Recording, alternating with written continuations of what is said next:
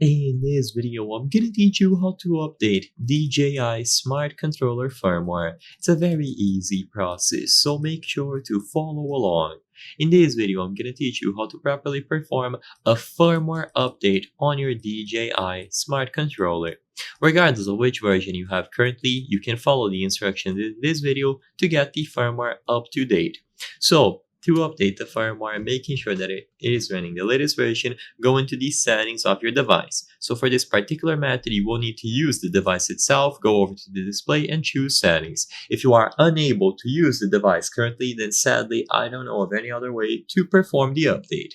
But if you are able to access the settings inside of the apps and then scroll all the way down, on the system category, you will find system update. So all that you have to do is access the settings and scroll all the way down until you find system update.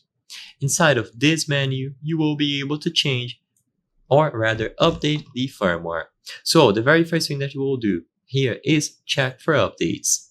If it tells you that no updates were detected, then you are already running the latest firmware available. However, if there is a version available for you to update into, you will see the current version details alongside the new version that you will be updating to. So if this looks okay, tap on update, and now it is going to begin downloading the necessary files to perform the update. They will also have a message here, update when battery is over 20% and memory space is over 3 GB. So make sure that it is either plugged into a wall outlet or that it meets the criteria here of being over a certain amount of battery. You don't want this to power off during the firmware update as it could cause a lot of issues and corruption. But once it finishes downloading, it will check the package, the device will reboot, and the update will begin automatically. I hope I was able to help you on how to update DJI Smart Controller firmware.